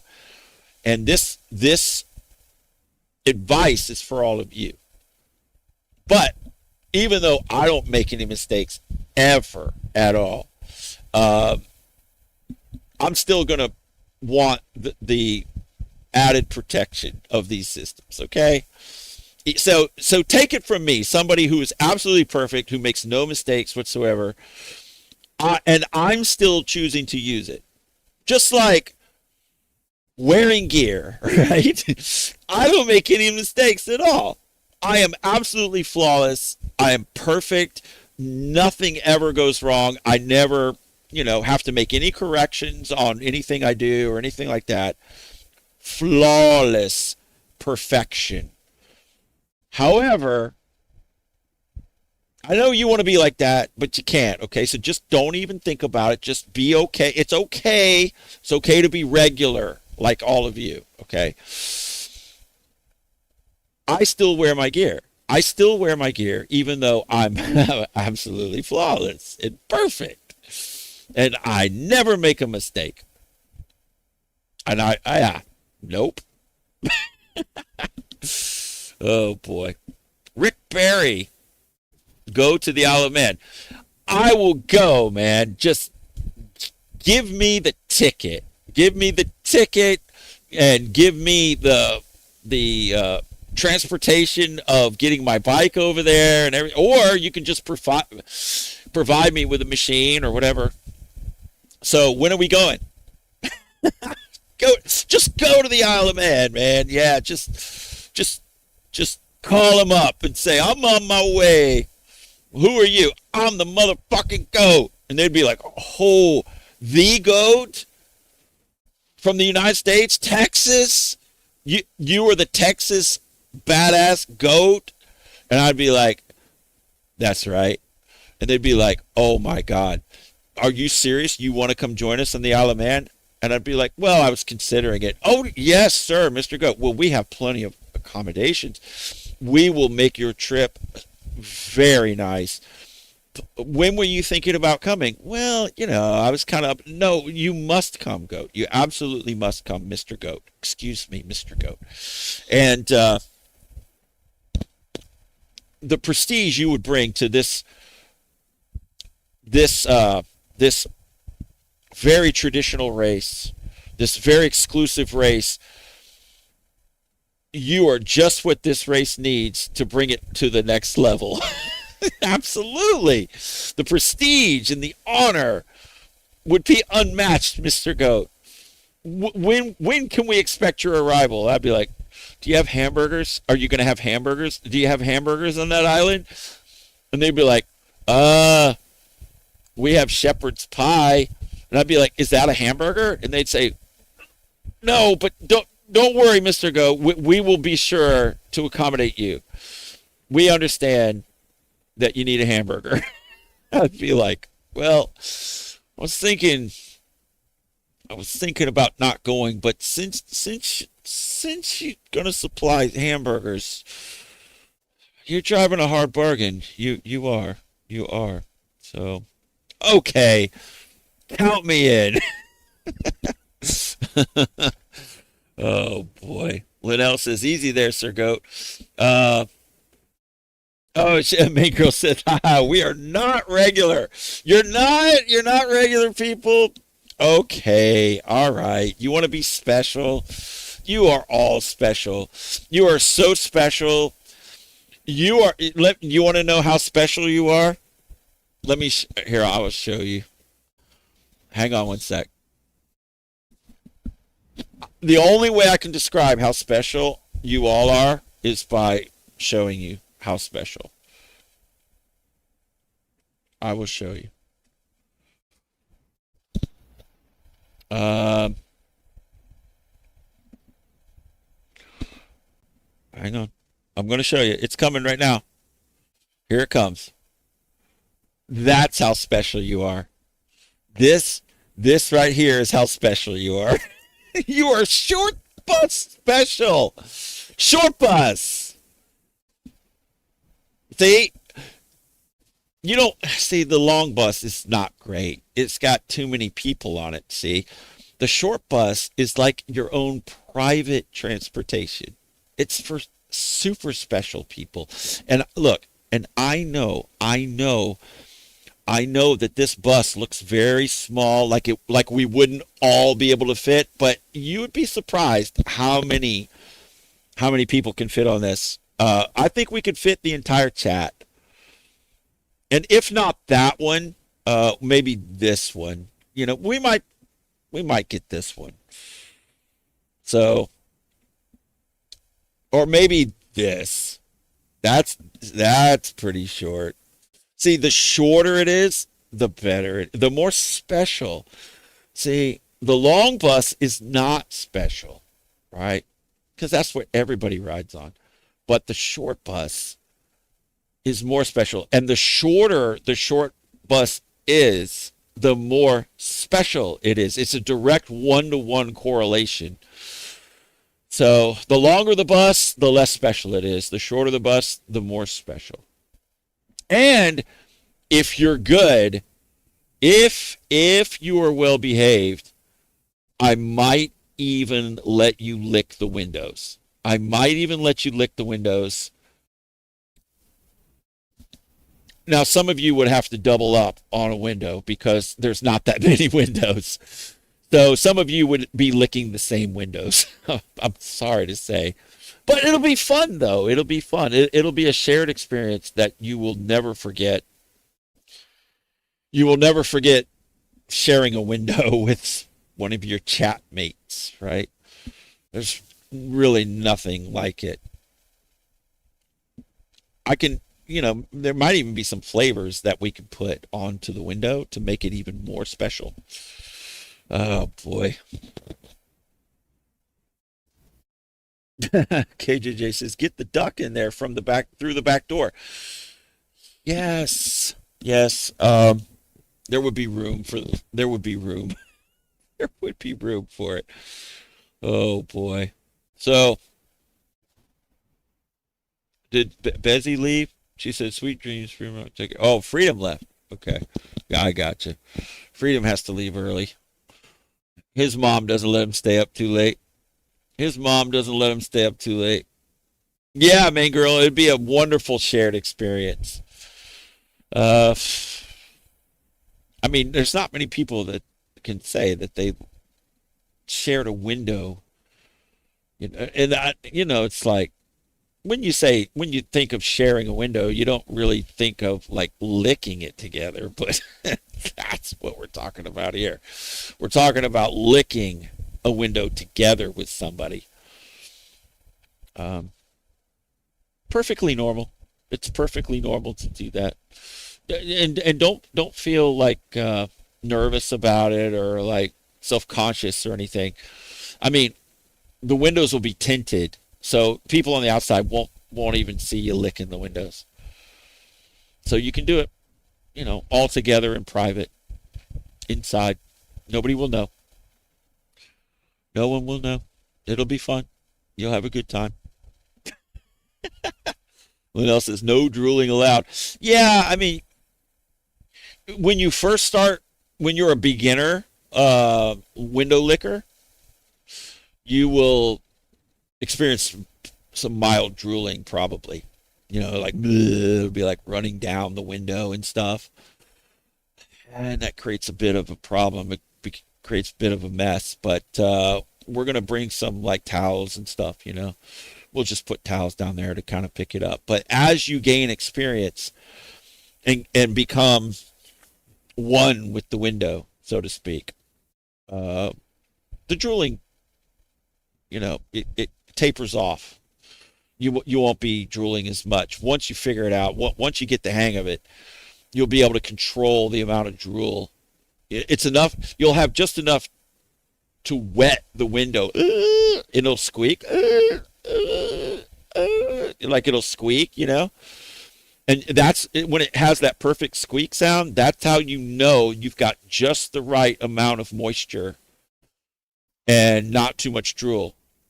Because if you put too much on there, it doesn't squeak at all. It just, and that's not as enjoyable. So when you're all in there together licking the windows, I just want to hear the symphony. It's almost going to sound like geese. It's going to sound like a gaggle of geese. And then, y'all just be going crazy. And you'll just be amazed of how good you'll feel by doing it. You'll be like, I'm special. You're going to feel so special. It's going to blow your mind.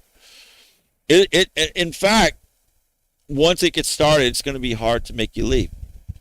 And then we'll drive around and we'll drop you off like in front of your house, but you're not going to go. You're not going to want to go. You're going to want to continue because you will think, God, go. You were not even kidding.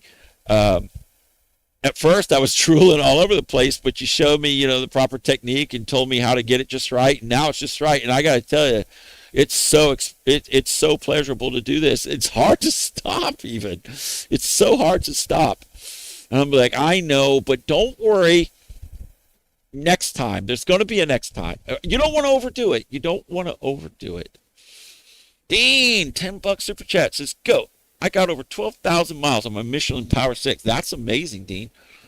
Just ordered new ones. I ran 36 PSI for the front and 42 for the rear. Is how we'll do front 34, 35 and rear 36, 38 PSI from now on. Okay, dude, if that works for you. If that works for you, man. Lino's like, better get 29, number 29 to make some Goat Army bibs for us to wear. Yeah, we're going to need bibs for sure. Scott says, Goat is a short bus pro. Yeah, I used to ride the short bus, man. Yeah, I did ride on the short bus because I am super special, right? And y'all said you want to be like me.